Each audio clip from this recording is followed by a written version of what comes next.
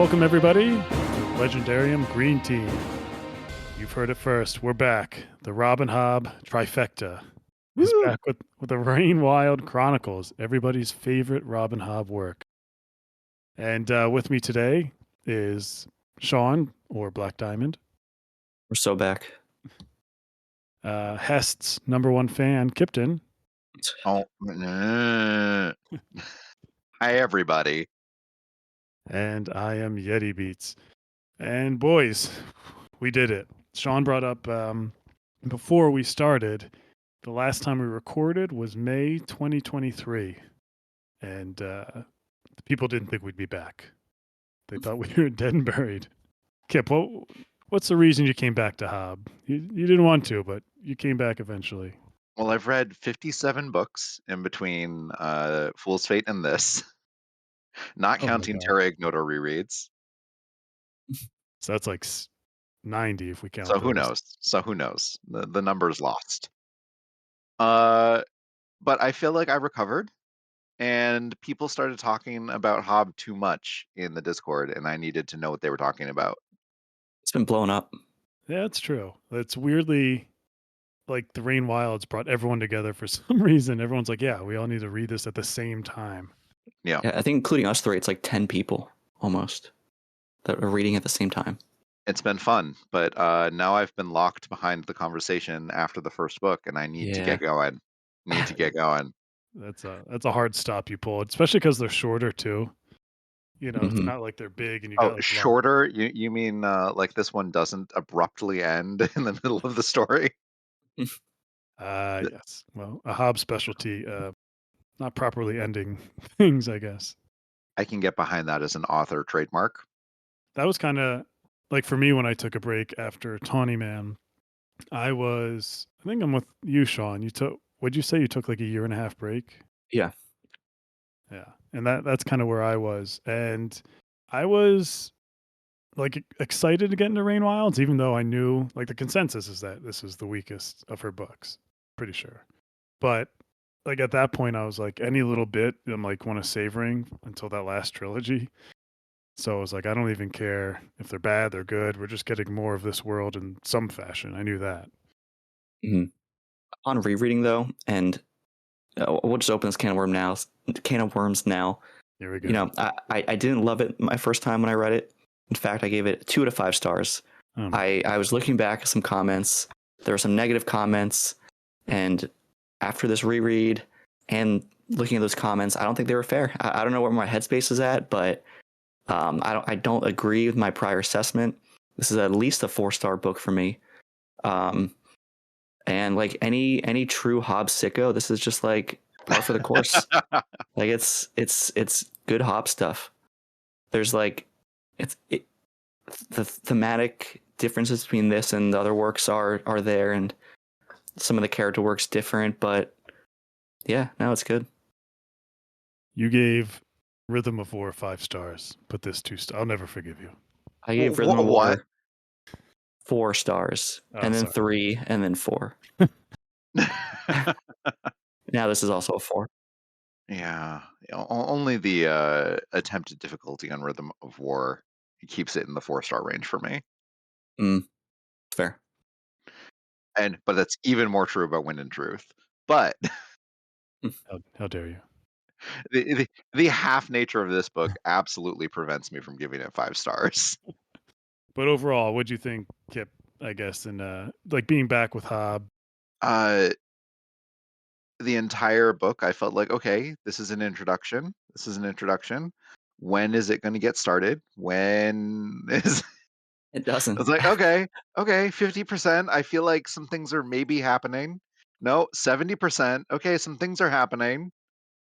And then, oh, okay, we're on an interminable Hobb journey. We've maybe picked a point where it could have ended, I guess. But this is not a narrative arc. No, this is just another introduction. Yeah, 100%. It's like how many pages do you think were the first book in Tawny Man where Fitz doesn't leave his little hangout, his seclusion point? Like that, if the book just ended after he was about to leave. Those were some of my favorite parts of the start of Tawny Man. And I understand that Hobb loves to do that. Hobb loves to throw us 30% of a book with a child and then slowly give us their evolution afterwards. Yeah. Luckily, she's just great with characters. So even though you're introducing this whole book is just introducing the cast pretty much. And it moves them forward a little bit, kind of together at least. Them meeting each other, but It moves it forward like over 5 or 6 years. I know there's like a time jump. I forgot about that. I was like, oh yeah, we just skipped like 3 years or 4 years. Yeah. So there's that.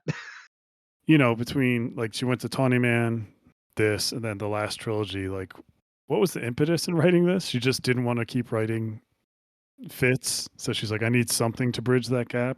I mean, me and Sean kind of know because we finished everything. We know the importance of it, but I wonder just go in her head why She's definitely building up a new cast of characters who can't all be introduced as infants and be distinguishably different. All right, look at you. Astute already. That is worth reiterating, though. Yetti and I, since the last recording, have read all of Realm with the Elderlings. So we know everything. In other words, we're true fans. Well, that was like my goal in like 2022 to finish the Realm of the Elderlings, and it happened in 2024. I did not share that goal. I have never shared the goal of ripping through Hobb. That's not my plan. I didn't rip through it. It took 2 years. Like I didn't want to. I savored it. Anyway, but overall, I'm with you guys. I like this book. But I had like no expectations. I wasn't like going in thinking like, oh, this is gonna ruin it. I was like, whatever we get with more Hobb, I was like, is a bonus to me until the final trilogy. So and also the short length helped. I was like, oh, this is just a quick read. Yeah, it's all good. I did it in like a week this time. I mean, I haven't technically finished yet. I have like one more chapter, but close enough. Took a week. So what, you missed some Datozy. Ooh, big whoop. In my classic Start of Hobb series, it took me a couple weeks to get like the first beyond the first 15% or so. And then it went fairly smoothly after 30%. We'll get into it, but there's characters specifically for Kip in my mind that I was excited for him to read about. I don't know. One of those characters caused the largest pause in the near the end of the book when I was like, nope, too awkward, too painful, putting this down. Time out. Can't read any more about this trauma at this moment. Give me some time. Oh my God. Should we get into spoilers or anything we need to discuss before? We got to give the people what they want. We got like 20 questions or sarcastic comments. Let's dive in. All right. Going in spoiler territory, I did a little recap. I just wanted to kind of talk about the like 3 or 4 main characters and like introduce them a little bit. So this is my shoddy write-up. All right. Rain Wilds opens with the serpents from live ships making their way to their nesting grounds up the Rain Wild River. Unfortunately, the location is not ideal, and the serpents hatch deformed. The people of the Rain Wilds feed them in a deal with Tintaglia, but dragons like Centaura and Mercor eventually believe they need to travel to the fabled Kelsingra. To do so, they'll need the assistance from Chosen Keepers, which brings us to Tymara, who's a Rain Wilder heavily marked at birth. Normally, those are left for dead, but her father saved her as an infant, something her mom deeply regrets. She's a great hunter and moves naturally through the trees. When the opportunity comes to guide the dragons to Kelsingra, she sees a new life for herself. Along with her friend Tats, a former slave, and a bunch of outcast children from the Rain Wilds, they go with the dragons. Speaking of dragons, that brings us to Elise Kincairn, the younger daughter of a middle-class Bingtown family. She has little prospects due to her plain looks and modest family prestige. She makes a deal with a wealthy trader named Hest, everyone's favorite, please applause, to marry him and provide a son, while she can pursue her study of dragons. Unfortunately, Hest is manipulative, abusive, possessive, and frankly not interested in Elise in any way. Cedric Meldar, Hest's best friend, in quotes, and secretary, in quotes, suggests Elise go visit the young dragons in the Rain Wilds. From there, she meets the dragons, their keepers, and Leftrin. And lastly, Leftrin is the captain of the live ship barge, Tarman. He secretly finds a Wizardwood log and adds it to his barge, swearing all to secrecy. These illegal modifications leave him under the threat of blackmail by the Chalcedons. Luckily, he meets Elise and is enamored with her the whole time, as he is hired by the Traitors' Council to guide the dragons and the keepers to their destination. And that is literally what Kip is saying. That's like That's all the that book. happened. Yeah, it's literally an introduction to all those characters. Hey, Cedric almost kills a dragon. And gets blood all over himself. And yeah. All right. So that's what happens. Why don't we start with, I kind of want to start where Hobb decides to open the story after Tawny Man. And I'll let Kip kind of talk about, let's talk about the serpents in general, their trek, and her decision to make them deformed losers, essentially.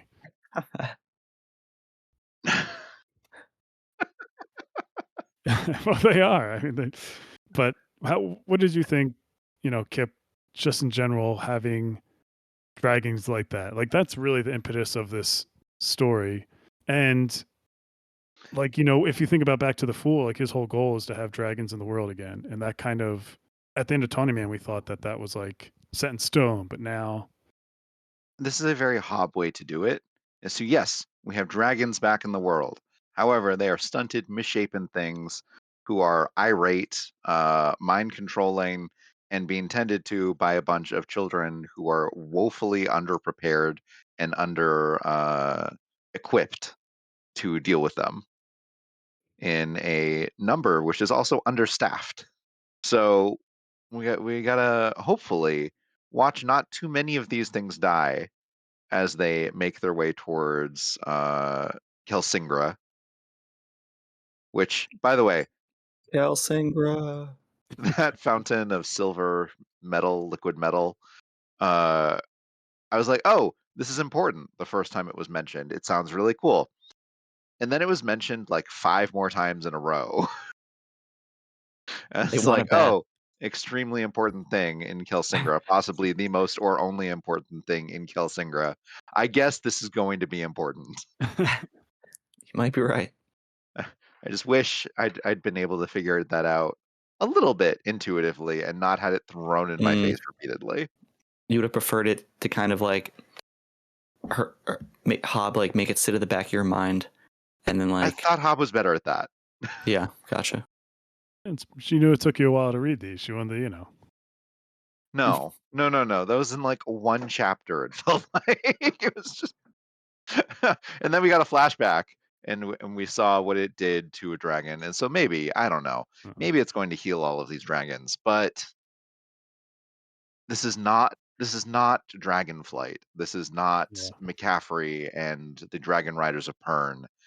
This is a thoroughly Hobb way to tell a story of dragon keepers. It is a story about misery and muck and a long trek to get somewhere that probably should have not been nearly as far. I was just gonna say, I saw like a funny summary of each sub-series in the Hobb books. And it's like Farseer, Fitz suffers, Live Ship, like so-and-so suffers, Tawny Man, like the Fool suffers or whatever, and then Rain Wild's dragons suffer. I thought I was going to say readers suffer. There's probably a version that exists of that, but the dragons do be suffering in this one. But I do think it kind of, it's I have to give Hobb props on her world building and how like she ended up at this point, because it doesn't really exist in a vacuum. She didn't just decide to do this. She kind of had to work off of why the dragons were serpents for so long in the first place. And then she had to work off of like, okay, what does that mean for their development? So I think how many props times can characters say that? Say what? Oh, these dragons, they probably were in their cocoons too long and weren't healthy enough when they went in. And let's just repeat that. Yeah, it is repeated. It's driven home. It is sad though. And speaking of, we were up to 4 earlier. I love how they like, Sorry, they they were in the jumped. cocoons too short. Yes, yeah, too short, and also like they weren't supplemented with like dragons helping them, and also it wasn't the Yes. right time of year. Like a lot of different moving parts. But Each of which was repeated. yes, certainly. But yeah, the fool jump starts this process and then dips out before the dirty work needs to be done. See it through. I did my part. Yeah. Well, it's like also as readers, we know that what happened in Tawny Man and that Ice Fire's Yeah. released. Yep. So it's kind of like at a certain point, like when you first start reading, like these people are like, oh, this is, dragons aren't going to come back. But we know like, oh, they're literally going to be left for dead because they're meaningless. Like, like to the bigger story, like they really aren't needed. That's why Tentacly is dipped out too. The biologist in me says no, they are needed, but apparently in Dragonland, no, they're not. But it's like thematically consistent with the story, where it's like they're trying to find purpose with their dragons life. are dicks. Or everyone here is trying to find a purpose in their life or a new life for themselves. Even like, it'd be one thing if they were needed to restart the dragon population, but they're not. So what's their purpose for living other than being cattle? They kind of have to do it for themselves. It is thoroughly driven home in this book that dragons do not care about long-term thinking as a whole. And their job to make humans remind themselves that they are inferior life forms might be working, but it's certainly being attempted. Centaur's POV and getting like her thoughts on humans I got a good kick out of it this time around. There was like good humor mixed in with the dragons because they have such a high esteem of themselves, but like Hebe waddles like like a fat cat. Oh, Hebe. So it's like it's just funny hearing their confidence mixed with like what the humans see, like dumb cattle. Yeah. Hebe's the only one taking the physical therapy seriously, so go that's, Hebe. That's true. Physical therapy. Does anyone remember seeing Kelsingra before in any of the previous books? I mean, I'm wondering if it's the city that Fitz found on the hill. I'm wondering very strongly. But yeah, it's a who common knows? connection people make. Yeah. You might be right. I thought, I could be wrong. I didn't look this up. I thought when Tintaglia gets released in Ship of Destiny that she flies over it. I thought she like has a thing where she says, "Oh, that'd be so annoying." Kelsingra. But I might just be imagining that. Yeah. So the dragons, good way to start. They're better than the serpents in Live Ship. Let me put it that way. Are they? Yes. Yeah, the serpent chapters are brutal. I didn't put together that because I'm an idiot until this read that Centaura is the one from the prologue in this one who survived. What was her name? What was her name? I don't know. It starts with an S too, I think. Yeah, it does. It's like Sarqua or something like that. There's I don't remember cues in there. Is that the serpent that Wintro released from the island? No, I don't think so. I think her name was Sisarqua. And Melkor is Malkin. Probably. It's Malkin. Yeah. It mentions his spots that probably used to be false eyes. Mm-hmm. I don't really remember any of the serpent names and like what Malkin was the leader. It was his tangle. That's like all I remember. That one fact. And that's why he's gold. I need a graph.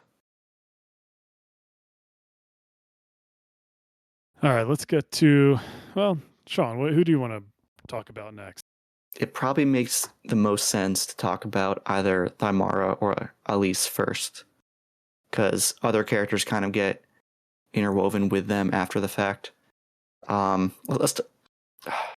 love to talk about Elise because that'll just dive into like three characters. Elise is probably my favorite character of the book. She has a very interesting character structure to her. She is someone you can feel for, someone that you want to see succeed and get out of her position. But it's like a very relatable character in ways too. And yeah, she is an exciting character arc. I like her character a lot. I'm just excited for when she gets impregnated by Cedric, according to Kip. It could happen. It could happen. There's a lot of like, will they, won't they? Like many, like Thymara and Elise, they kind of have made comments about like various different men in the book, and it's like, oh, is that the direction we're gonna go? Is that direction we're gonna go? Look, it's a Hobb book, so I'm prepped for sadness.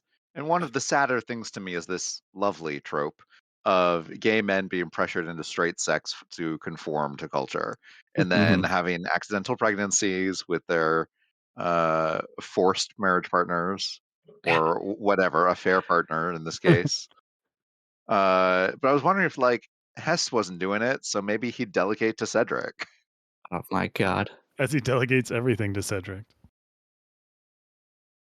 Yeah, like where do you even start when you want to talk about any of these characters? Like they're all intertwined with each other so much.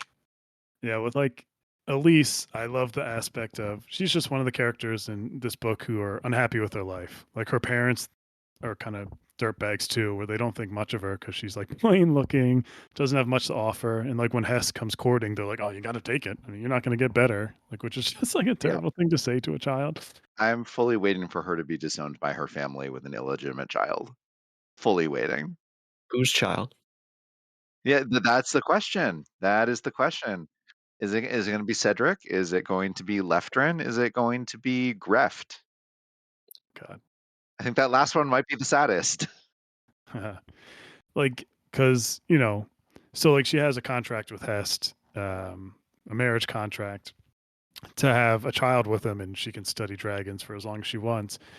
But is it like alluded to that she can't have children? Because like Hest is getting like upset with her, or one of them, I guess, can't have children.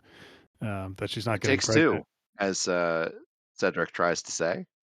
Yep, he does. I don't know if Hobb is saying there's any sort of medical issue going on there. I think it's like, they've tried, but not exactly as much as they could have. Like if they really tried more, I'm sure she would have been pregnant by now. But it takes two. I mean, I'm wondering if she is pregnant currently. Could be. Oh, she hasn't thrown up yet, has she? And she's on a barge. There's a lot of rowing back and forth. You get at least seasick. I don't know. I thought we saw her be sick a little bit. Oh, did we? I don't know. All right. Part of the reason her character is so good is because, frankly, Hest is in it. I mean, Ouch. Just not that he's a good character, but God, not since Kyle have I been infuriated with someone just off the bat. She is an interesting scholar in her own right. I just wish we got a little bit more of that. Well, you know what it reminded me of? Like people who consider themselves self-scholars, who like not. Yeah, but that was everyone back in the day when books weren't being printed en masse. Exactly. Well, it's just an interesting thing. Like she didn't go to any school for it. She just did the research herself, which nowadays is like losers on YouTube or like a proper young lady of means. Like how much does she really know? Like nothing like that she actually use for productive means, I feel. Yeah, there's nothing that like she's enthusiastic though. I get that Oxford University predates like the Aztec Empire, but it doesn't seem to have a correlate in the Rain Wild's world. No, not in the lands that we know. Like I'm thinking, is she an actual scholar, or is she like me with like 80s movies where I'm like, I've watched a ton of 80s movies, so I feel like a top 5%er. Like I don't know. The latter for sure. The latter, but like that's the standard that she has to meet, and I think she's meeting it. All right. That's enough to impress other characters. Like, wow, you're a scholar. Yeah. There's no university that hands out degrees and accolades here. No, you just pick up enough scrolls and books, you learn your stuff, and eventually you get people to acknowledge you, and that's how you become a scholar. And she's doing it. And look, even in this world, you need money to get an education. Oh God, tell me. What a shame. And she gets all of it. She's like, "Oh hey, this scroll has depictions of Elderlings. I have the money to buy that." Well, that's like I love that about this. Thanks to Hest. This book and this series, kind of like the art of like contracts, like in how everything's kind of like a contract in this world, like Bingtown or everything like that. Either it's a marriage contract where it's literally like, hey, if you do this, you can study dragons for as long as you want and have money and live your life in that regard. But even like, I remember Leftrin like had a contract for, I forget the guy, Telly or Selly, someone to stay on his barge. He was just like, yeah, your wife can come on, but you have to stay on for life. Like everything's like this transaction Yeah. type of Yeah. contract. I think that was Swarge. Swarge. Swarge. Swarge the barge. The names, he's incredible with these names. Never change. But yeah, so like with Elise, and then when you like start to put together, I mean, Kip, I'm sure knew from the first word, but the weird love triangle that was about to happen with Cedric and Hest and her. Yeah, I knew that pretty immediately. Pretty immediately. There was like a passage where it's like Hess was talking about, having intercourse with her, and he's like, "Yeah, if you close your eyes or something, it could be I anyone, could even even you." imagine it was even Yeah, you. yeah, even you. I Yep. was like, He "Oh." says it out loud, and Elise is like, "That was weird. What does that mean?" No, Cedric thought it was weird. He was saying it just between Hest and Cedric. Oh, is that right? I could have sworn it Yeah. like Hest was drunk and like said it aloud in the moment. No, said it to Cedric. Okay. And that was the moment I was like, okay, yeah, absolutely. Yeah, this is a Hest is thing. gay. Got it. Yeah. I love the scene where she's like confronting Hest about cheating, and like Ugh. Hest like asks Cedric, Is "Have I been with? Is there another woman?" And there another woman? answer You would honestly. know. Yeah, that's right. I just wanted to Actually, like, not a woman. yeah, he's good. He knows how to word it. The gaslighting is so intense by Hest. Unbelievable. Top, Unbelievable. like all time Mount Rushmore gaslighter. Yeah. It's juicy. All four of these books are just juicy, like drama, know. like reality show drama. Hest's level of gaslighting is effective, but it's also hubristic. It's Right. overly prideful. Mhm. Yeah. And so that's probably going to come around and bite him in the butt at some point. But until that day, it's just Yeah. it's just sassy. Added with like his, he's pretty intelligent. And he can twist your logic onto you and make it feel like you were at fault the whole time. Oh my god. Yeah. Yeah. But I love the conversation between, hopping around a little bit, but Cedric and Timara, where like Timara's like, why do we let these people, do these, or why do these people do things to us that make us feel, like this? And Cedric just quietly says, because we let them. Because we Just like, let them. I was like, oh Yeah. my god, that's like Hess to a T. That's, I love that moment. See, like Hobbs still got it. Like anyone who says these books are dog is like, what are you talking about? No, she's got it. Like the dragons mirror a lot of the dragon keepers and like what they need out of life and like how they need each other to like advance in their life, advance as people, make something of their lives. And then like that Cedric and Thymara parallel there, or at least they have similar paths, and every character, they're on similar trajectories for their development, but like different enough to where they're not overlapping. But a lot of parallels, a lot of mirrors, and they're all interwoven with like the themes as well. I was trying to think, like, I couldn't really think of one for Left or maybe, but like every character or main character is trying to either change their life or better their life or have a different opportunity. Timara is to get away from her Hey, douchey mom. Leftrin's chased opportunity is Elise. That's that's what I came Yes. to. But he's well off right now already. Yeah, he's He's the like only good. one. He likes his life and he likes it, but his is what if I could have Elise? That's essentially his Yeah. like, what if we could be Brashen and Althea? But yeah, Elise, she's like, what if I could have a life outside of this prison marriage? The dragons literally just want to be dragons again. I think Cedric is kind of sad. He wants money for his own, so him and Hess could move away from this life. Which is like, come on, dude. Hess isn't gonna be leaving with you, He's bro. told you so many times he's not doing that, but you're still He trying. loves his life. Unbelievable. But And he loves your spot, your place in it. And he has backup twinks. Come on. he's got a load of them. I mean, he's just running through, and he like, A boat full of backup twinks are currently auditioning. I gotta show you this. I gotta show you guys this review because I was looking at like bad reviews or something, or people who didn't kind of love the book. This one made me die laughing. The person's like, I don't want the painfully hot teen drama. I wanted to read about Hest and company ruling the Bingtown gay scene with an iron fist. That would be That's such a dying. different book. Oh God, but it could be a totally in vogue dark romance. It's happening behind the scenes. I mean, what with all the We names, can get a novella out of Hobb with that, right? I'd read it. I'd read it. That guy. I was like different. Like Kyle, I hated and just wanted to punch, but you're the worst. Hest, I hate, but oh my God, you're charming and you're the worst. But I would read so much more of you. The euphemisms for the Bingtown gay scene were very vague, and they did not have to be. Come on. She's been way more specific about other things. Mm-hmm. I'm going to sneak up real quick into one of the questions because I didn't think about this until Nat brought it up.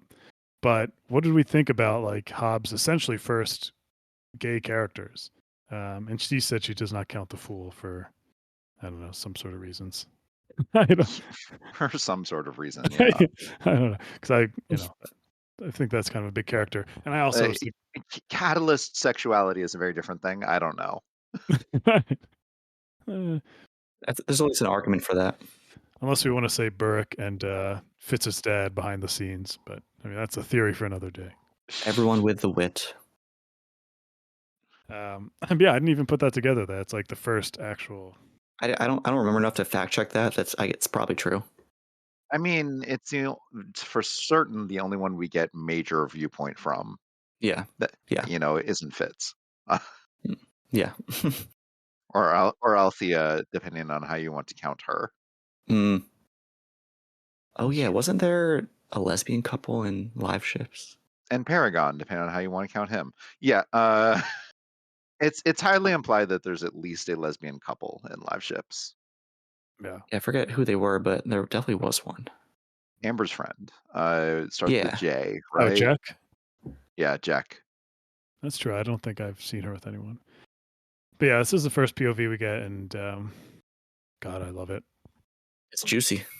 That's good. all I got. It's real good. I appreciate that she didn't just give us some sort of anodyne happy gay character, which I've read too many of lately for some reason. But no, Cedric is the disaster twink, which is my other favorite type of gay character. Disaster twink. Did you pick up on if there's any other gay characters in this book, Kip?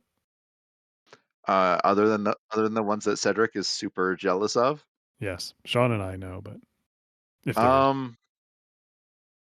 was actually really obvious. Like, I just read that chapter this morning. I wonder about Greft. Okay.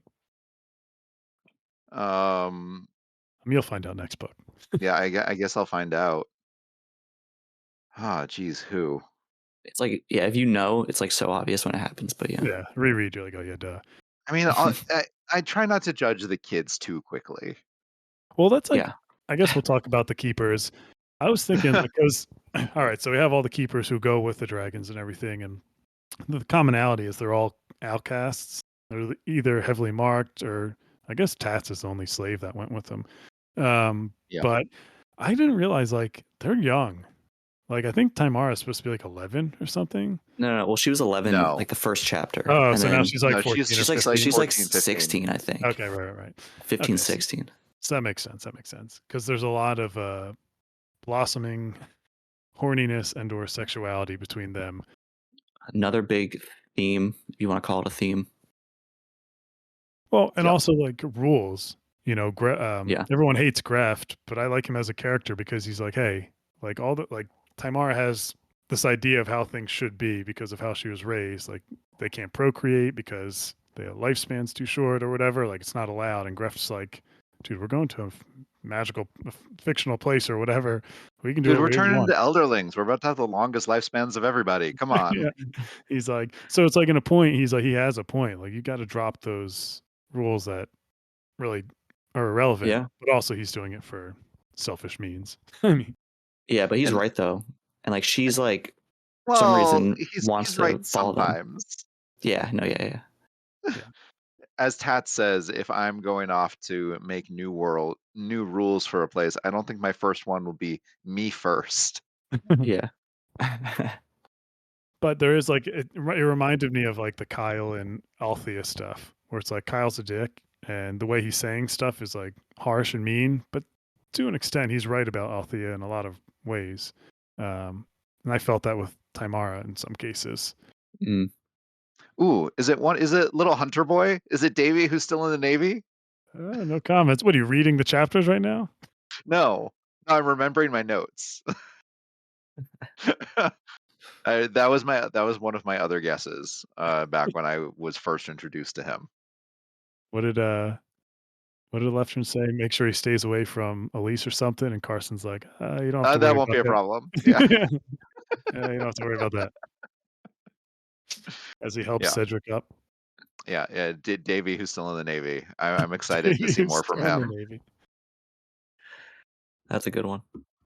Yeah, so I think a common complaint about these books are the keepers, the teen drama, the angst of it. What'd you think, Kip? Was this a low point, do you think, or did you enjoy reading it? I really like Thymara's chapters because she is looking at group dynamics in many ways for the first time, or at least for the first time in which she might become an active player. Yeah. As opposed to, her father's shadow that's unacknowledged by the world at large and berated and controlled by her mother. And Oh my God. she's gained some level of vigilance there for social cues and how to talk around things without actually saying what she means, but she's still bad at it, as we prove Yes. when her mother stops talking to her about the Dragon Keeper opportunity in heavy quotes. So she's going to learn more of that, I'm sure. But until then, she's going to be continually manipulated by Greft and not be able to see the larger patterns and how she's probably going to have to suck it up a bit in order to survive. All these characters have a lot of growing to do. Yeah, literally. She's going to have to get used to a little bit more injustice before she can, throw him off a cliff. Yeah. It's not just like Greft, where it is a lot of him, but like even Tats, No, who's it's like just her boys. friend. It's boys. Boys are the problem. Yeah. Well, like Tats is her friend, but he also is like, hey, is like trying to stick up for her or like take away her individuality. And she's like, pushing back against that in many forms. It's weirdly like Cedric's like the only one who kind of like sees her as her own person. Well, her form of stark individuality, like I hunt, therefore my meat, therefore I get to decide what to do with it, is not conducive to group survival. No. Or picking and choosing who she can share it with, Or like saying, I'll take care of this dragon, and then like, I didn't have time for this dragon. Yeah, you're right. Like she's saying, like, oh, I'll share it with Tats, but no one else. But then she's getting she's getting upset that people are like, oh, you and Tats are a thing. It's like, no. Yeah. No, I just give him food because I think that he's worthy. And more like comedic tones with the dragons and their keepers and how they interact with each other, especially like Centaura and Tymara. We're just like so sassy to Tymara and she gets frustrated. And then she's jealous of like when Elise shows up and just knows how to treat Centaura. Another love triangle. Yeah, though that one has mind control. Yeah, Elise is Literal under the mind glamour. control. Tymara is not. That's a good point. I do love Centaura's sass though. Like, so just you'll be reading, her POV, and she'll throw in like, oh, these disgusting human creatures, dumb as rocks. All they're good for is cleaning me. And then Mirko is like, come on. Yeah. She even mocks the other dragons like Hebe. He's not a good dragon. He's an idiot. Waddling around. Yeah. But then she's like, wait, if he stretches his wing, will he actually be able to fly? Oh no. I'm still too ashamed to stretch mine. Yeah. Oh. Doesn't want to look dumb. I get it. Poor Centaura. She's a tsundere. She very much is. And then Mercor gives her name to Thymara. Oh yeah, we didn't tell you that, Sean. Yeah, so at the that end, happens. I forgot. Yeah. because she gave Tamara a fake name, and then Morkor at the end's like, "Hey, actually, her name's Centaura, so you can have it. You should have it." Centaura's like, "You son of a." Skymaw was a dumb name anyway. I was like, I'm done with this name. Me too. I was like, some of your naming's rough, but this is the worst. I don't want to hear Skymaw throughout the whole book. Yeah. Also, Skymaw's Hebe, a though. terror ignore word. Hebe, and that was funny with Hebe too, where He likes Rapscal's the like, name. yeah, he's like, what's his real name? And he's like, he decided to keep it. We'll find out if it's good or bad. I think Morker's like, it might just hinder him. God, Hebe. And we should talk about Leftrin, I guess. Yeah. I guess he's like a huge part outside of this world a little bit until he gets in it. But he has a barge, Tarman, that is a live ship, and we open with him essentially stealing the first live ship. Yes, right, the very first one, right? Yep. And it finds him stealing wizard wood, right? Like an abandoned wizard wood. He made sure that the dragon was dead inside, so it's like that, and he takes it and adds it to Tarman and swears everyone to secrecy. Though I don't know how he did that. I mean, how he got paid some people off and like downsized his crew, but it got leaked anyway, as we learn. Yeah. And essentially, he's just one of the dudes who can ferry up the river back and forth. And yeah, I found him kind of the least interesting of the group so far. Oh, I do want to say no. No, I love Leftrin. Yeah, no, I love him too. But he's actually competent. He actually knows what he's talking about, has relevant skill sets, and is performing them in the fashion for which they were intended, which is river navigation. That's why. What's he doing in a Hobb book? he is the absolute rock of this group. Like they I don't know how much they could get done without him. That is true. I feel confident it's going to happen because he's. It is Lord of the Flies without him. Right. Yeah. Total mayhem.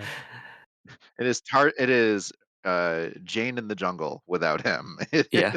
I had a weird relationship with Leftrin when I first read this book, though. Like his first chapter when he's taking the log, that just like my reading of it initially was I was like really suspicious of him, and I thought he had malicious intent with it, and I thought he was like trying to be secretive and like had little care for like the dragon, this and that. And then like that painted my view of him like deep into the book. I saw my comment that I made a couple years ago when I first read it, how I think it was like a comment in one of the last chapters, and I was like, oh, I still don't trust him. And like now looking back, I'm like, I don't know where my head was at, but I don't think my reading comprehension there was great. Maybe it's just because I finished the series now, and you know I do trust him, but that was surprising to me, and another point as to why the book is very much differently rated, differently thought of in my head at this point. It's weird. I don't think I like him too. But I don't know if he's the strongest written character by Hobb, because she brings up like this, like he talks about he has a dark past and he's like killed people before and things like that. And like one dude.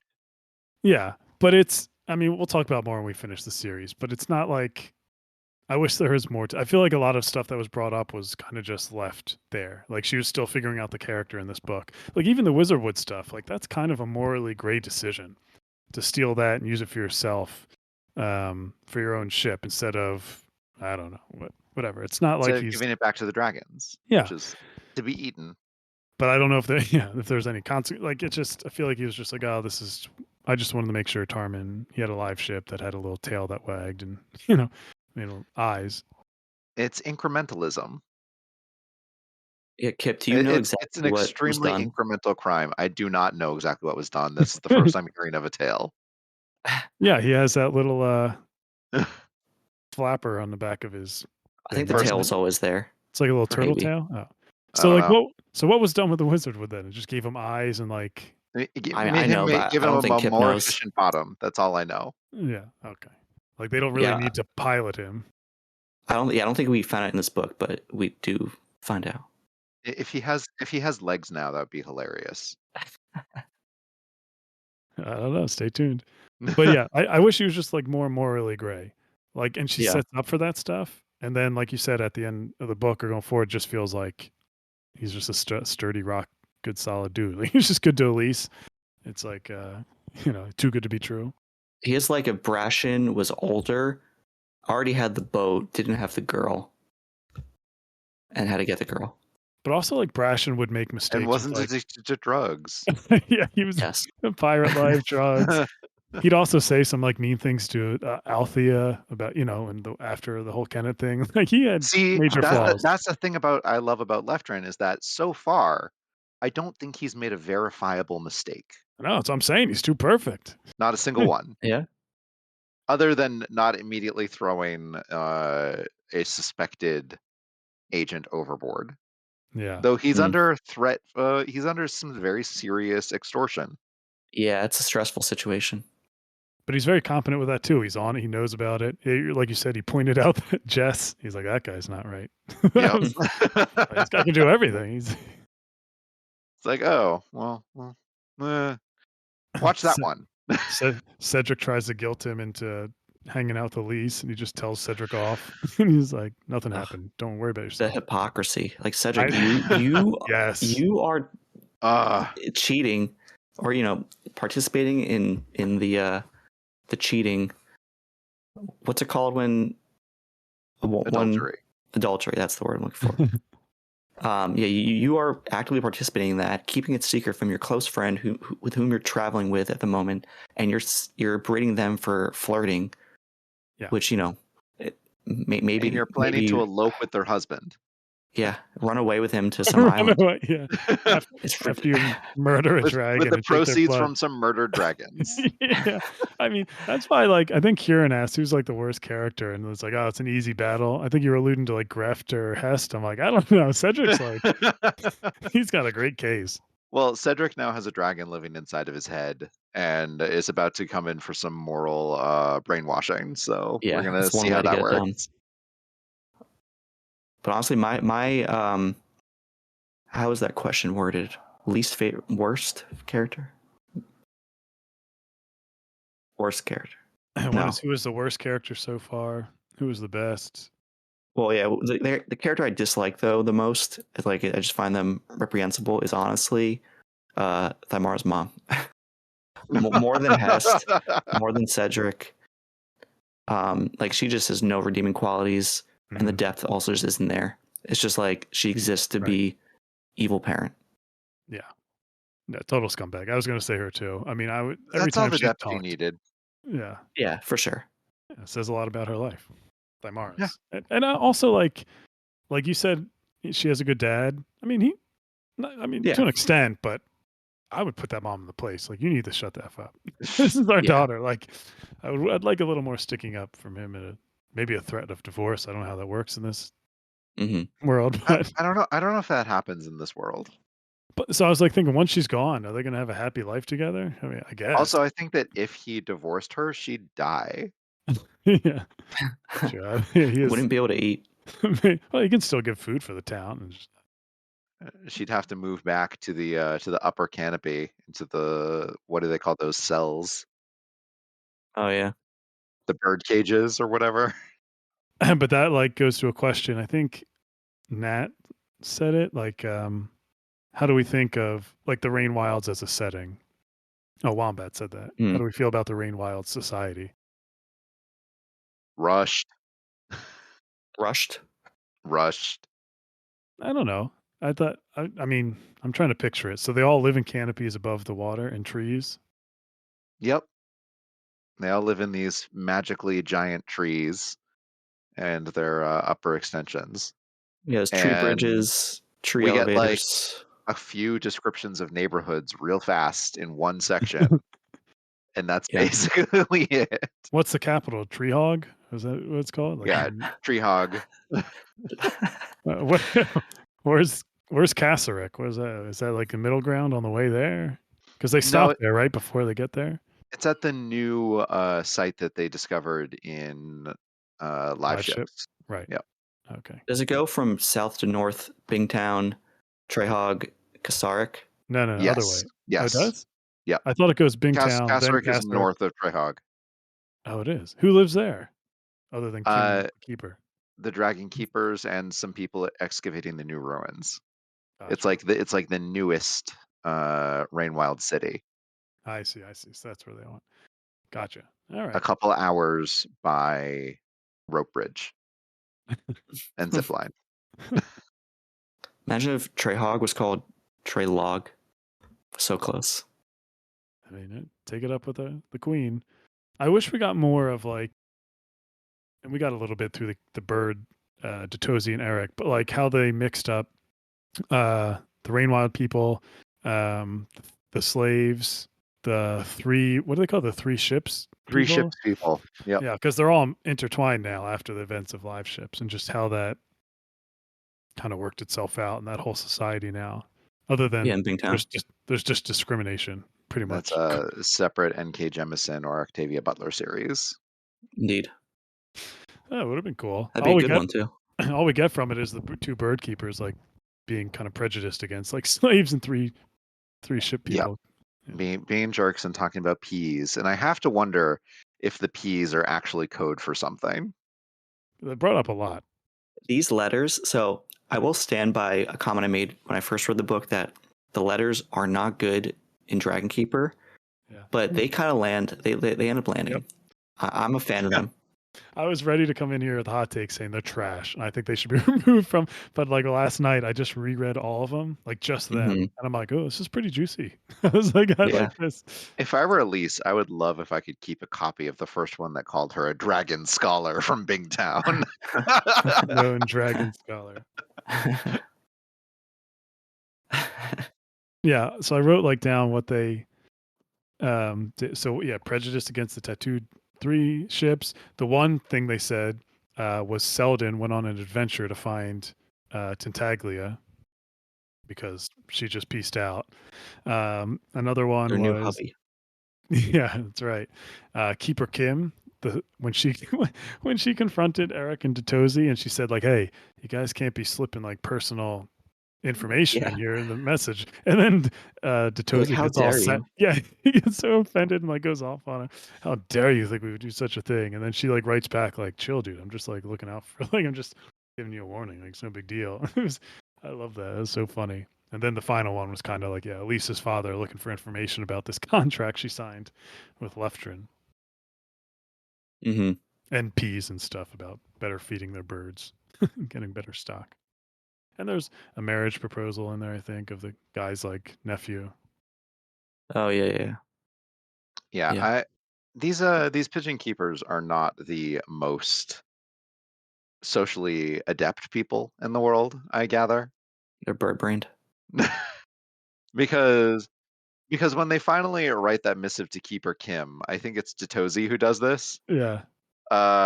He is not mincing words. No, he gets like too offended, which like Kim obviously knows. I hate you. You are terrible. And why are you being such a jerk about this right now? Just like a dead giveaway that like Kim struck a chord and was right. It's like Detozi, come on, dude. I'm gonna play it cool. No. He went from 0 to 100 and wrote his most cutting commentary on paper. Mm-hmm. For everyone to see. When he lives like an hour away from the dude. Yeah. It is fun just that's like her way of sparsing out different like stuff about the world that's going on. Like the Selden thing, like knowing that he went off somewhere. Yeah. Even like when they're talking about rumors that spread, like they thought that they were going to cut up all the dragons, and Detozi's like, "What? No, they're just going away." Where'd you hear that? So, yeah, I was with you. I was ready to say like they're worthless and I hate them, but not too bad reading them by themselves. I'll have to do that. I should throw in though. I guess I think the setting of the Rain Wilds. Just go back to kind of the question. I maybe rush, sure, but like if I look at it as far as like the general vibe, and I include like the scenes on the river, I vibe with it. It's pretty good. Although I'm partial to the Six Duchies though. Of course. There's no way I would willingly spend time there. Absolutely none. Maybe like a 5-day vacation just to check It would out be like the trees and the 5 bridges. days is too much. And the mosquitoes. Yeah, the bugs. That really is what do. I mean, that's The bugs sound terrible, and I'm almost jealous of the people who have scaled skin to prevent it from being Mm. such a bad thing. You have to get one of those hats like Elise that has the netting. yeah. Came all the way I down. mean, do I have one? No, you will not. Even just like the burns, like if I like slip in the water, how like it Oh, yeah. acids up your skin. I'm like, I have bad skin already. I can't afford that. Yeah, I was like, I'm used to working with caustic chemicals. same, but yeah, when I was reading this morning, Thamara was talking about like what would happen if someone fell in like when it was the water's most acidic and it was like all like frothy, and I was just like, I took a second to just like really visualize it and like think about it, and I was like, ooh, that's rough. Like even a quick dunk, like your eyes are gone, your entire body's scalded. Yeah. I kept thinking about like how someone would try to help you in that situation. They wouldn't. And just think of a pool that has too much chlorine. My eyes get destroyed. I can't imagine. Mm-hmm. And they don't have the words for carcinogenic, but it's always like lurking there at the back of their heads is like, oh, this thing doesn't just have immediate caustic burns. No, it also has the long-term dissolution of what I thought my body would look like at the end of my life. Mm-hmm. And the flash floods, like they said, they can just flood anytime randomly. Like, Yep. what are we And doing? the mudslides. Yeah, it doesn't. No wonder it's a struggle. No wonder people want to get out there. I mean, it's Big Town seems like a dream. Or Chowsid. Wow, I don't know about Chowsid. I did appreciate the level of detail that was gone into for one section about how they make leather roads. Oh yeah. Yeah, I picked up on that this time. I was like, I don't remember that. Layer of logs and leather tied together and then like sunk down into the ground to create stable footing for pathways. Hmm. And they're like, and it's an expensive process, but it's required to have things like piers. Yeah. One quick thing that I thought was funny, just like with the dragons causing the people there distress before they left. There was like that funeral, and then the body went out on the river, and then the dragon just ate the body. But I was being sneaky. No one saw me eat it, I swear. I was way over here. I went off into the woods. I brought it off into the woods and I ate it there, and no one saw me. Who knows what happened? Yeah, anything could happen to it. Yeah, that is an interesting, like, just tradition difference for them. They think it's idiotic that doesn't. Yeah. They don't let it go to waste. Like, I mean, if you could save the memories, would you? Yeah. I don't know. I have some embarrassing memories. Imagine, yeah. Just like all like the awkward moments you randomly think about, just compounded life over life into one dragon. I want them dead and Can we buried. cremate this finger over here and then you can eat the rest of my body? Yeah. But that's a cool like world. But like, is that a thing with dragons and other books? I'm not a scholar like Elise, but I haven't read enough dragon You're books. not. Yeah, I haven't read Dragon Riders. That's cool that's like part of their life cycle, you know. Generally not so cannibalistic. No, this is a unique work in that regard.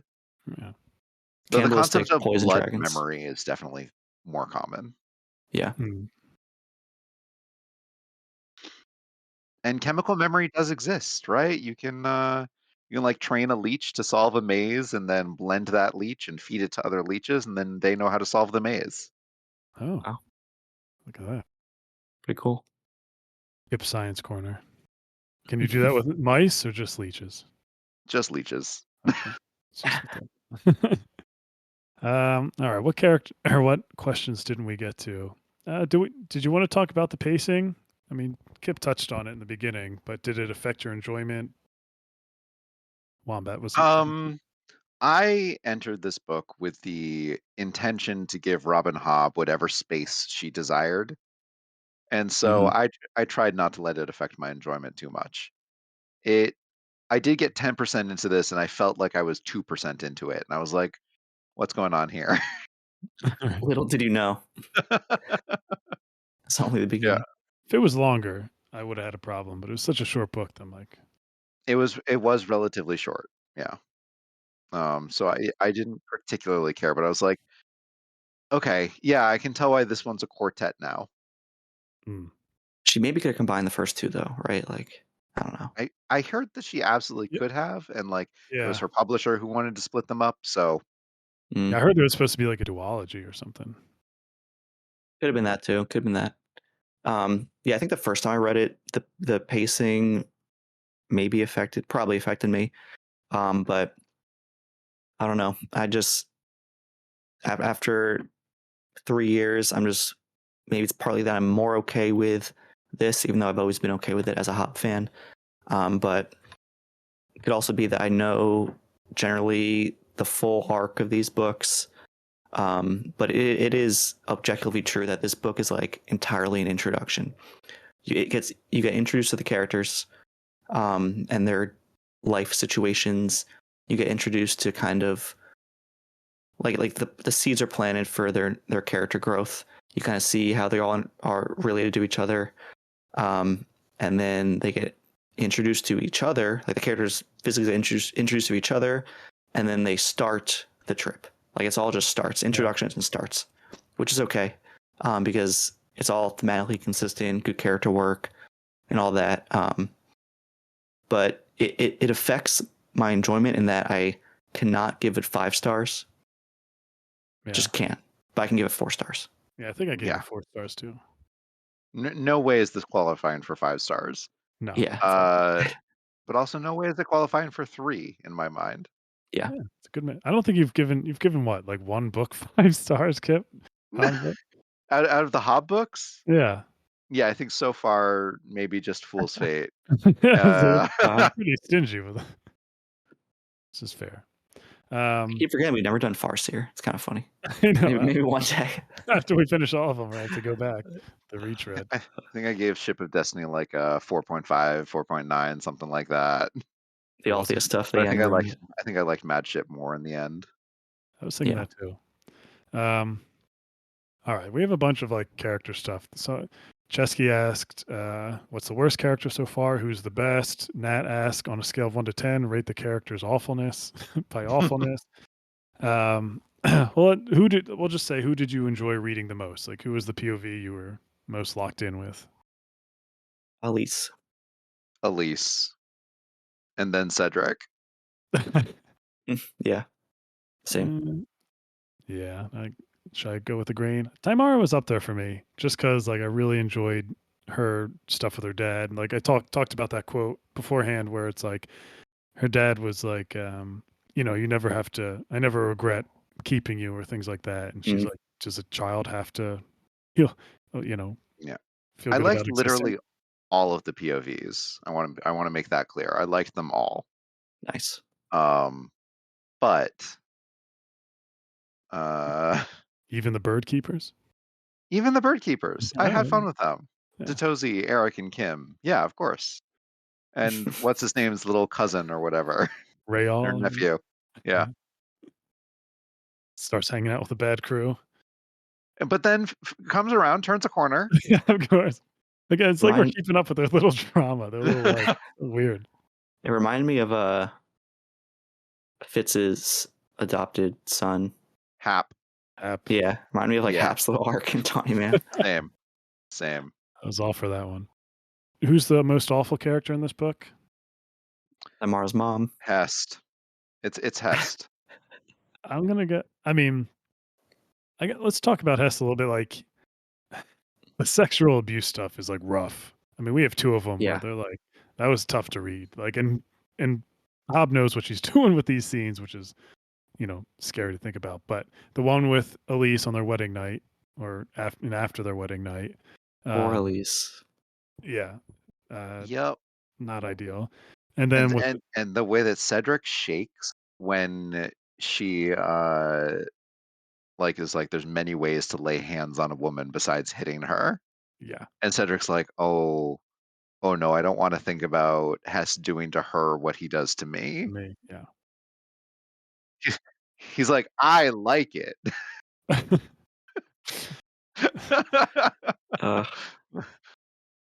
There was one Hest moment I picked up on this time that it's not like it's not a scene where it's like it makes him forgivable or anything like that, or like understandable, but it was just like an interesting wrinkle that's like outside of his normal characterization, his normal like toxic attitude and gaslighting and all that. It was just like a wrinkle that I don't know if we ever see again. But I think it was Cedric recalling a scene when him and Hest were in Chalced, and they were with like Chalced traders or whatnot, and then they were like torturing a pig essentially, and like Cedric was really uncomfortable with it and like wanted to say something, and Hest like stops him, but you can tell that Hest is like also not really comfortable with it either. But he like he knows it has to keep going for them to like make the trade and get in good standings with the Chalced traders. And I thought that was like an interesting moment for Hest. Speck of humanity. You have an interesting interpretation of that scene because I do not share your interpretation of it. Tell me more. You think that Hest was not. You think that Hest was repulsed at all by these actions? I disagree. I think he just wasn't into it. He doesn't see the sport in teasing a subhuman animal. He saves his pleasure for torturing actual humans who can think and object. He was like, I'm above this.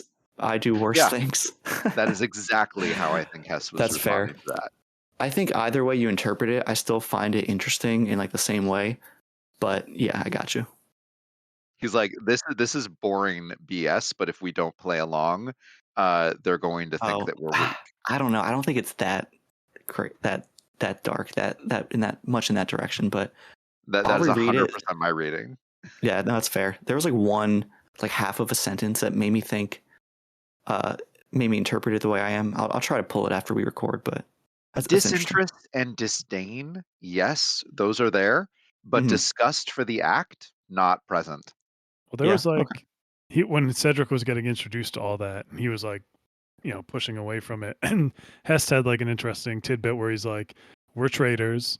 We get to sell, we sell and make money, and we live, and we sell to men who have impulses and they're the stuff they love. And it might be grotesque or it might be crazy, and when we make money, we get to impart in those things too. That's part of this lifestyle, because why not? Money is being meant to be spent and used on this stuff. And it's just an interesting look into that world where they're doing all the sick stuff that these rich people want to do. If they're into weird torture stuff, they're going to make sure they can get it for their people. And then they're also going to partake in it because they, that's how life should be lived. But it's a weird, gross philosophy in a way. I do think that Hest's favorite part of that boar baiting was forcing Cedric to take part. Probably. But I do want to know, Yetti, that was the thing that I was saying where Hobb just kind of like glosses over Bingtown gay society. There's a lot going on. I'm telling you. And it might be for the better, but I kind of wish we'd gotten a little bit more explanation of that and exploration of it. Hey, Bingtown being rebuilt into this, I don't know, a whole new world. And stuff like that goes on. Yeah. Those the traders are terrible people. Well, that's what I was getting at. It's like that they're saying like that. Yeah, it sounds like being a trader's like you're kind of scum. You're kind of rich. Oh yeah, they're absolutely scum, and I've been consistent on this point since live ships. But you're on the train ahead of us, way ahead of us. Did we want to talk about Tarmin at all? Nat wants to think what we thought of Tarmin. Where do you place him among the live ship spectrum of characters? He doesn't even speak. He doesn't speak. Oh, come on. It is very tempting to rate Tarman as lower because he's incapable of speech. Tarman. But he's a good boat. He's a good boat. He communicates through the language of boats, and if you don't understand that language, that is your fault. Yeah, no, I wasn't being fair. I was just joking around. He's chill. He's chill. I like him, but he's still bottom of the barrel for me for the live ships. I like when he growled at Cedric. Cedric was speaking away, and he hears growling. He's like, "Is there a dragon around me?" Turns to see the googly eyes staring at him, whatever he has on. It's like, oh, what are these stupid eyes that they believe superstitiously? And there's like menacing coming off of the eyes at him. Cedric, you are from Bingtown. Yeah, how do you not know? Yeah. Give live ships their due. God, Bingtown culture is terrible. Yeah, Wombat won the no most compelling character. I think we're all kind of on the least boat. This is what I wanted to talk about or get you guys how you guys felt when you were reading it. So the live ship cameos. I mean, Yeah. when I first read this, I remember putting it in the chat. I'm like, I'm levitating right now. Paragon's back. Althea and Brashen are back. They have a kid. Not quite a cameo, but yes. They make a couple scenes. The kid jumps into cameo. Paragon's arms. Oh, I love that. Jumps into Paragon's Love arms, that. shooting him around like a dragon. What's Isn't the that a kid's name? childhood? Is his name F. isn't he named after Althea's dad? Is that right? Or no? I think it's Clef. What? Wait, They named him after Clef? No. Wait. No. No. Deckhand? Sorry. Hold up. What an honor for Clef. It's not Efron, right? I thought it was Efron, but maybe not. Little Efron. Ooh. Yeah. It's not Efron. Probably. Hold up. I can look at the wiki. Boyo. Oh, yeah. I took a second to is that his real name? That is the link to it, Boyo. No, maybe that's his name, Boyo, I guess. Yeah, no, it is. I mean, I remember. Yeah, it's not the last time we see him, but so my thing with the quote unquote cameos is like I have trouble with them between like this series and Fitz and the Fool, the next trilogy. All right, we know there's going to be some cameos. Yeah, but like when like characters pop up, especially because it's been so long, like I have trouble wrestling with like reading Malta like 15 years later compared to like how I know Malta. It's just like it's like almost not the same character for me, even though the name is the same. So it's like that character could be anyone almost. That's not 100% true, but it makes it just go down a little rough for me at times. I just looked to the chapter where Althea's kid appears, and they just call him the boy. The Boyo. And then that's stuck, and they're like, all right, add an O at the end. Reminded me of Chef Boyardee. Yeah, I kind of got that. I mean, Althea and Brashen and Paragon kind of felt the same.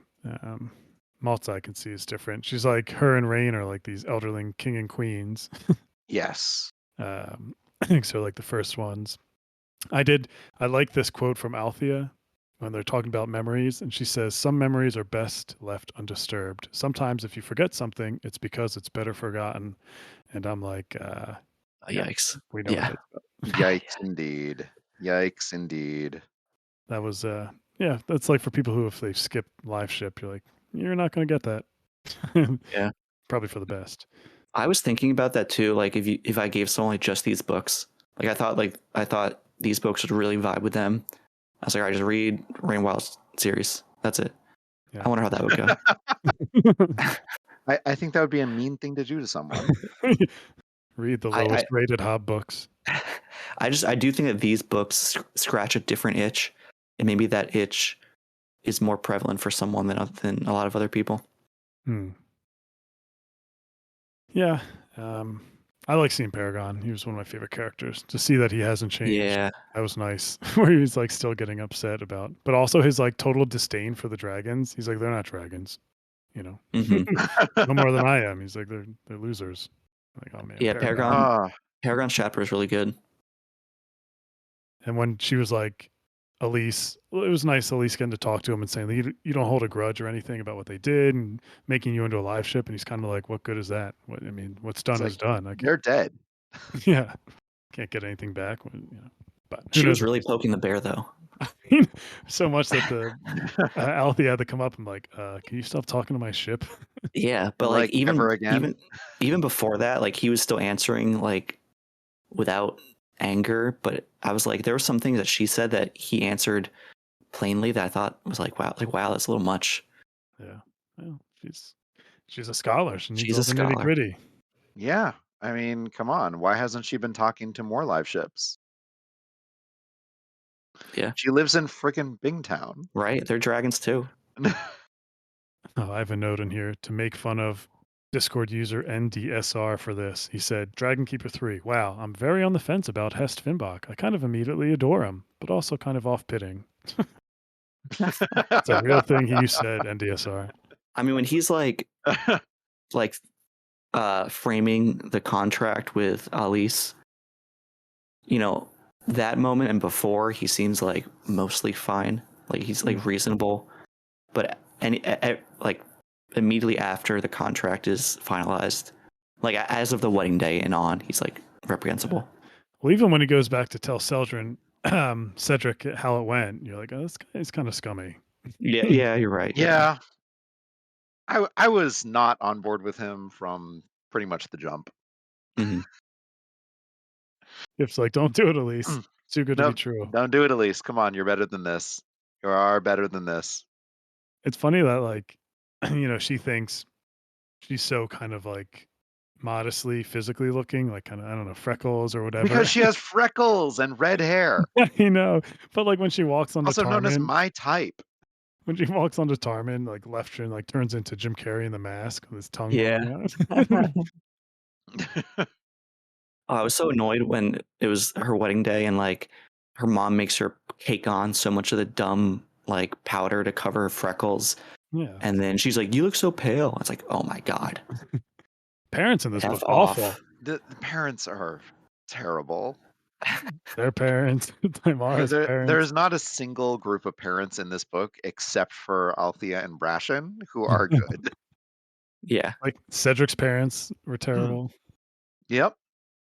I mean, honestly, Cedric's parents, not that bad. Yeah, they're okay. Yeah. Kind of judgy though. I mean, they didn't like what he did for a living, and well, I guess probably for the best. Yeah. What he does for a living is put himself at the financial mercy of Hest Finnbach, and that is a bad plan. That's a very bad plan.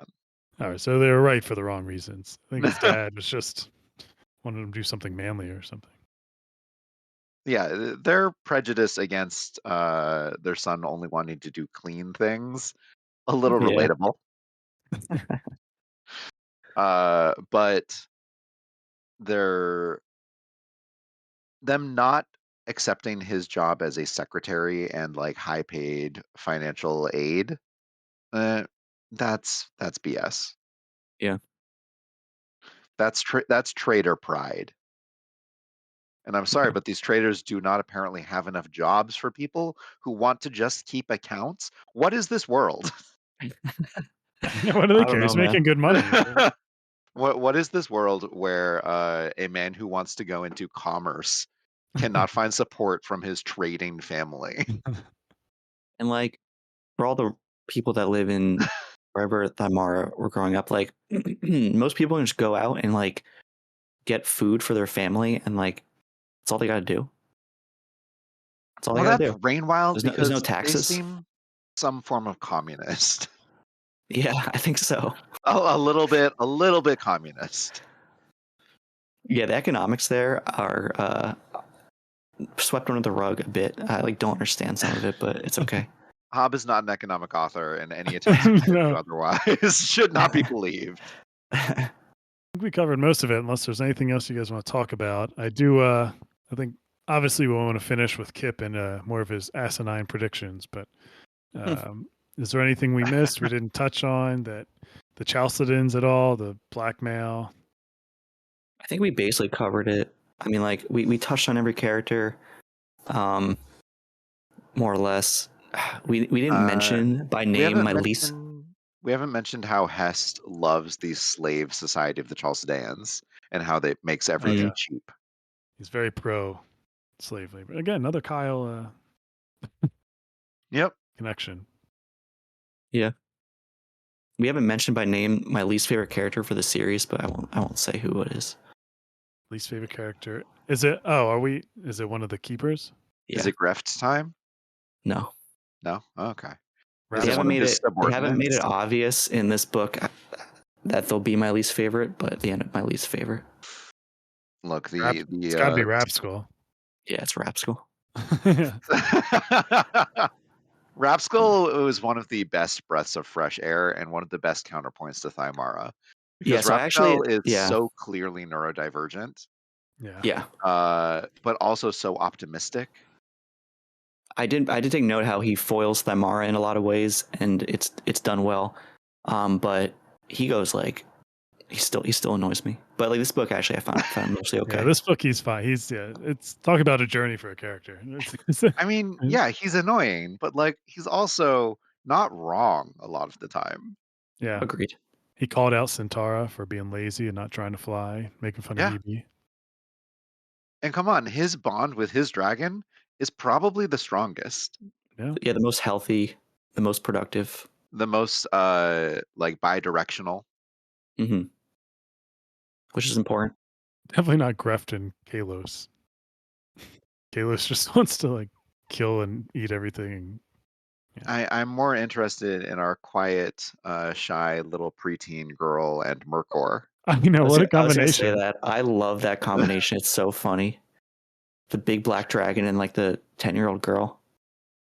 No, not Big Black. He's gold, right? Yeah. Yeah. Okay. He's gold. Yeah. Yeah. Who's the black one? Is that Kalos? No, that's I think that's Kalos. green. Oh yeah, he's green. Centaura's blue. Cast of characters, luckily. Hey, don't get into spoilers. Be careful. There's a lot Hey, of... no, this isn't Dragon Keeper. Okay, good. Kalo. Kalo's blue black, mostly black. Yeah, I think it's Kalo. Yeah, Gref's. Yeah, Gref's dragon. Yeah, Kalo. Yeah, Yep. Kalo. Yeah, big fella. Yeah, of course, Greft went for the biggest dragon. Hell yeah. Of course he did. And it's just like the Rain Wilders also went to the biggest dragon to make deals with, right? All right. Apparently, Kalo was formerly Kalaro as a serpent. We all remember Kalaro. Yeah, who could forget? I mean, I remember Kalaro. I don't know what you're saying. All right, let's end it with Kip predictions. Where do you think it's going to go in the second book or forward? Are we getting to Kelsingra? Is it what? Oh, what? I think we get to a fake city in book 2. Then we spend some time wallowing there, and then we set off again. And then we find Kelsingra. All right. What if all of book 2 is on the river? I would fully believe that. It's a river book. I would fully believe that. That was almost my prediction. Let's see. I want to say that the river is going to be maybe 50% of the remaining words in this book. I want to say that Elise's family is going to chase her up the river in some fashion or another. Who does that include? Either her parents or Hest. Mm-hmm. And if it's Hest, I hope he dies by slow immersion in the river on one of its weaker days. Nice. What about, I'm trying to think, I guess, what's going to happen with the Chalcedons? I think they're going to invade again, and I think that Tintaglia is going to last minute save their asses again. Yeah, I forgot about Tintaglia. Slash maybe at the end of this series we will have some repaired dragons and they will save Bingtown. All right. Wow, I can't even imagine what's going to, if this book ends with book 2. They find Kelsingra, find the spring, repair all the dragons. What are the other 2 books? And then actually do a Dragon Riders of Pern style academy setting. Where they fight off an airborne threat. Because Chalced has been raising Icefire and Tintaglia's dragons this whole time with slave labor, which they appreciate.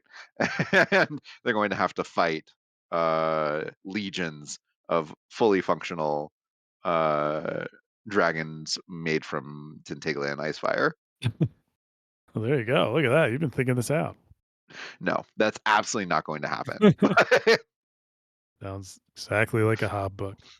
Yeah, no. Over under 15 hunting scenes in the next book. Ooh, in the next book, under. because set that honestly, line really high. there were not nearly 15 in this book. That one elk scene went on for a long time. I think that like really affected my original score of it. I like hated all of that when I first read it. I was like, okay, this is a fun lesson for Thaimara to learn. Oh, she's still learning it? It went on so long. Oh, she's still learning it. Okay. Oh, and now we're going to throw Cedric in here too. Yeah, no. Very excited to learn about Cedric. I hope he becomes a new Elderling. I hope he brings Davy with him. Davy from the Navy. And Davy transfers from Navy to Air Force. I don't know if that's some sort of gay slang that you're saying, but I don't. There's no way it's not. Okay, thank you. All right.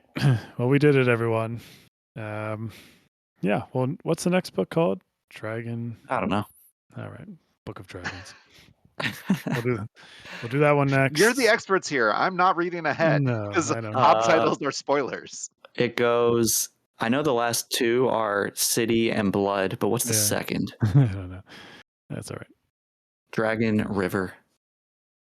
No. Dragon River. Now I have to Google it. River of Dragons. No. Dragon Haven. Haven. Named after Kyle Haven, of course. I blurred that name out of my head. Yeah, Kyle Haven shows up. Can you imagine? He actually as a dragon. My name is Dragon Haven. His ghost materializes out of a map tower. I am saved by Fitz. Maybe Fitz will show up. You never know. Hey, I mean, Amber. We've basically discovered, or we've confirmed that Fitz has teleportation abilities to all of the major Elderling cities that have functional map towers. Mm-hmm. Whether or not he uses such, who knows? Well, last we knew, got it. He was content. He's content. Who's going to do that if they're content? Yeah, he's living that retired life. I mean, Fitz will do it. Fitz will do some audacious skill feat anytime he's content, because he's never actually content. I think that's something that Jade would do more than Fitz. TBH. Look, the skill, it calls to you, and you can't always control what it wants you to do. Let's get out here. Thank you to Craig and everyone at the Legendarium. Thanks to Horizon Brave. The music is Galactic Damages by Jingle Punks. I should have said this in the beginning, but everyone come join us on the Legendarium's Discord, where you can talk all the Hobb you want and other books, like, I'm not going to say another popular series, but yeah. And for Black Diamond, Sean, and Kip, and myself, we'll see you later. Bye. Thanks, bye.